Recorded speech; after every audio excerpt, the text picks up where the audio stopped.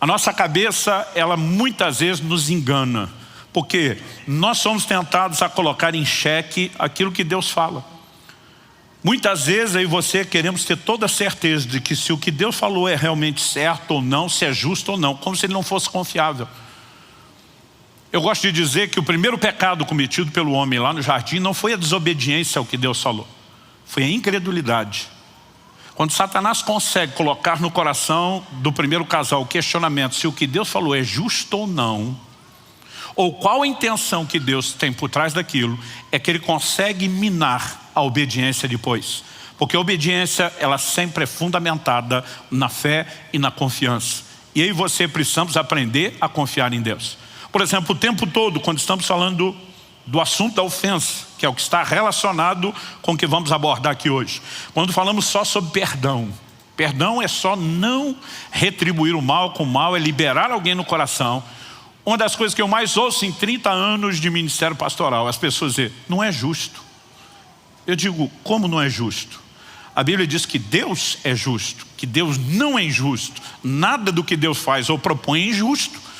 É uma extensão do que Ele é. Deus oferece perdão. Deus nos pede para perdoar como Ele. Como pode ser injusto? Porque nós somos traídos pelo quê? Pelas emoções. Fulano me ofendeu e agora eu não posso fazer nada, fica por isso mesmo. A Bíblia nunca diz que fica por isso mesmo. Quando você perdoa, você decide, de acordo com o texto, você não fazer justiça. E quando Deus diz, não vingue a você mesmo, não faça justiça com as suas mãos, Ele se apresenta como justo juiz. E Ele está dizendo que quando você não julga, Ele pode ser o seu juiz. Mas se você for o seu próprio, Ele não será o seu juiz.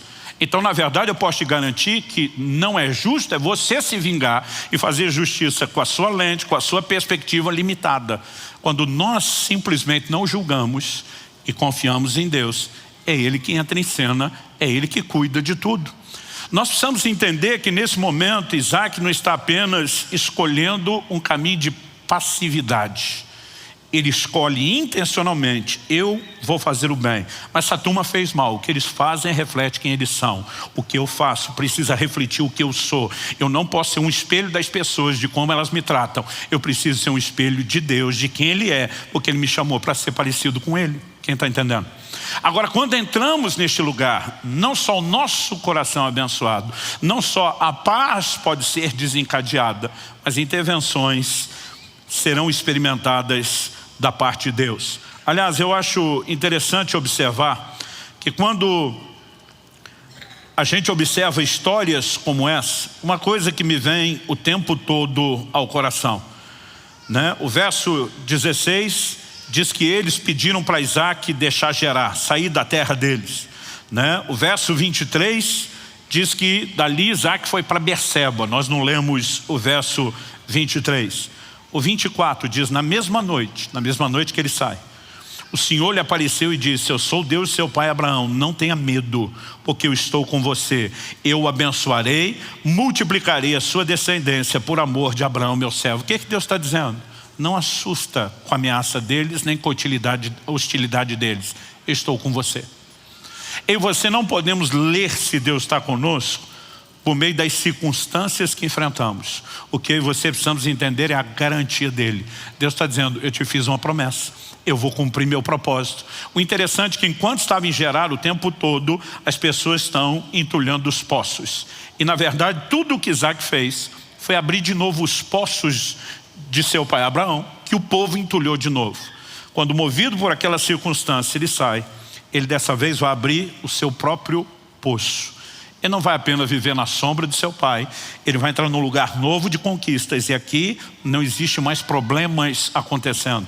Ao que eu e você precisamos acreditar é a garantia e a certeza de que as pessoas podem até fazer o mal, mas não nos tirar do plano ou do propósito de Deus. Nós precisamos confiar que a nossa vida está nas mãos de Deus e que Ele cuida da gente. Eu esperava que alguém ia dar um amém, glória a Deus. Então fica pronto, vamos tentar de novo. Nós precisamos confiar que o nosso destino não está na mão das pessoas, muito menos das que nos hostilizam, mas está nas mãos de Deus. Romanos capítulo 8, verso 28 diz: todas as coisas contribuem juntamente para o bem daqueles que amam a Deus e são chamados segundo o seu propósito. Quantos aqui amam ao Senhor? Mas o texto não diz que as coisas contribuem para o bem só dos que amam a Deus. São chamados segundo o seu propósito. Deus tem um plano. Deus tem um propósito para cada um de nós. Além do propósito geral, para todos, que é o mesmo da salvação, Ele tem planos individuais. Se existe alguém que pode acreditar na tal da teoria da conspiração, é o crente. Tudo conspira em teu favor, porque há um Deus cuidando de você. Ele tem o poder de usar tudo, todas as coisas. Olha para a vida de José. Seus irmãos se levantam contra ele, o perseguem, o traem, o vendem da forma que fizeram, e tudo que eles conseguiram, na linguagem do futebol, foi colocá-lo na cara do gol, no lugar certo, na hora certa, para viver o plano e o propósito de Deus. Que o nosso destino não está na mão das pessoas, está na mão de Deus. Então eu e você podemos olhar não só com misericórdia para quem nos faz o mal, mas com entendimento. Deus tem a capacidade de usar até sua hostilidade contra mim, para me colocar num lugar melhor, para me fazer prosperar, para cumprir o plano e o propósito dele. Provavelmente, ainda que estivesse já debaixo de uma certa medida de bênção e prosperando, Isaac não teria vivido o que viveu sem aquela mudança. Provavelmente a mudança não teria acontecido, nem sido desencadeada num ambiente onde não houvesse aqueles problemas. Eu e você precisamos entender e confiar que nada, absolutamente nada, quando eu e você estamos de fato nos sujeitando a Deus, crendo e confiando nele, foge ao controle de Deus, é o poder de reciclagem de Deus. Eu não estou dizendo, quando cito José, que Deus fez os seus irmãos fazerem aquilo. Em Gênesis, no capítulo 50, no verso 20, José pontua a diferença dos seus irmãos e diz: vocês intentaram o mal contra mim. Está dizendo, foi vocês. Mas Deus o transformou em bem. Ele diz, a ruindade era de vocês, a capacidade de reciclar o ataque de vocês contra mim, transformá-lo em bênção. Isso é fruto do amor de Deus que cuida de cada um de nós.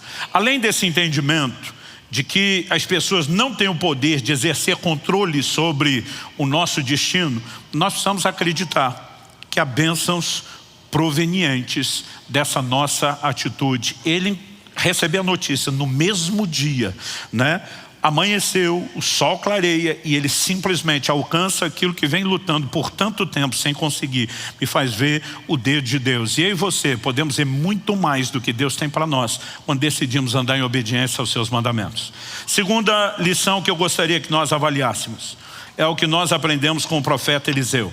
Eu vou ler um texto um pouquinho longo e eu quero que você possa ler esse texto, assim como fizemos com o primeiro, com a lente que o Novo Testamento dá a respeito do Antigo. Romanos 15:4 diz: tudo quanto foi escrito, para nosso ensino foi escrito. 1 Coríntios capítulo 10, verso 11, falando dos relatos, dos registros sobre o povo de Israel do Antigo Testamento, diz: essas coisas lhes aconteciam e foram escritas para nossa advertência, para nosso exemplo de quem são chegados os fins dos tempos. Então vamos para um desses textos. Segundo livro de Reis, capítulo 6, eu vou ler a partir do verso 8, e nós vamos ler juntos aí até o verso 23. O texto diz: o rei da Síria estava em guerra contra Israel. E, em conselho com seus oficiais, disse: em tal e tal lugar estará o meu acampamento. Mas o homem de Deus mandou dizer ao rei de Israel: evite passar por tal lugar, porque os sírios estão descendo para ali. O rei de Israel enviou tropas ao lugar de que o homem de Deus lhe havia falado e de que o tinha avisado. E, assim, se salvou mais do que uma ou duas vezes. O rei da Síria ficou angustiado com esse incidente. Então chamou seus servos e perguntou: vocês não vão me dizer quem dos nossos está do lado do rei de Israel? Um dos servos respondeu: ninguém, ó rei, meu senhor. Mas o profeta Eliseu, que está em Israel, conta ao rei de Israel as palavras que o senhor fala no seu quarto de dormir. Então o rei disse: vão e descubram onde ele está, para que eu mande prendê-lo. E contaram ao rei: eis que ele está em Dotã. Então o rei enviou para lá cavalos, carros de guerra e um grande exército. Eles chegaram de noite e cercaram a cidade. O servo do homem de Deus levantou-se bem cedo e, ao sair, eis que havia tropas, cavalos e carros de guerra que haviam cercado a cidade. Então o moço disse a Eliseu: ai, meu senhor, o que faremos? Ele respondeu: não tenha medo, porque são mais os que estão conosco do que os que estão com eles. E Eliseu orou e disse: Senhor, peço-te que abras os olhos dele para que veja. E o Senhor abriu os olhos do moço, e ele viu que o monte estava cheio de cavalos e carros de fogo ao redor de Eliseu. E quando os sírios desceram contra ele, Eliseu orou ao Senhor e disse: peço-te que firas essa gente de cegueira. e ele os feriu de cegueira, conforme a palavra de Eliseu. Se o texto terminasse aqui, a gente ia pensar que Eliseu estava bem nervosinho. Mas olha a continuação. Então Eliseu lhes disse aos homens feridos de cegueira: não é este o caminho, nem esta cidade. Sigam-me e eu os guiarei ao homem que vocês estão procurando. E os guiou à cidade de Samaria. Deixa eu abrir um parênteses. Samaria era a capital de Israel, o reino do norte. Depois do reino dividido, a partir de Roboão, filho de Salomão e neto de Davi, 10 tribos formam o reino do norte e só 2, Judá e Benjamim, formaram o reino do sul. Então Samaria é a capital do reino. Era o lugar onde estava o rei com todo o seu exército. A Bíblia diz: e os guiou à cidade de Samaria, uma cidade murada. Quando eles chegaram a Samaria, Eliseu disse: ó Senhor, abre os olhos desses homens para que vejam. E o Senhor abriu os olhos deles e viram, e eis que estavam dentro de Samaria. Quando o rei de Israel os viu, perguntou a Eliseu: meu pai, devo matá-los? Ele respondeu: não os mate. Você mataria aqueles que fizesse prisioneiros com a sua espada e o seu arco? Ordena que lhes deem pão e água para que comam, bebam e voltem para o seu senhor. Aqui, assim como no caso de Isaac, nós temos alguém que intencionalmente decide oferecer comida e bebida para quem procurava o mal. Verso 23 diz: então o rei ofereceu-lhes um grande banquete. De novo a ideia aqui é banquete. Outro detalhe a ser considerado em conta: quando você lê os capítulos anteriores e posteriores, você vê que o cenário era de uma crise econômica e financeira sem precedentes. Ou seja, não tinha comida sobrando. Comeram e beberam, e aqui eles deram de comer literalmente a um batalhão. Comeram e beberam, ele os despediu e eles voltaram para o seu senhor. E da parte da Síria, não houve mais investidas na terra de Israel. Eu amo essa declaração bíblica. A partir daquele momento, a paz acaba se estabelecendo, O rei da Síria não tem mais coragem, vencido pelo constrangimento, de continuar nenhuma tentativa de guerra. O que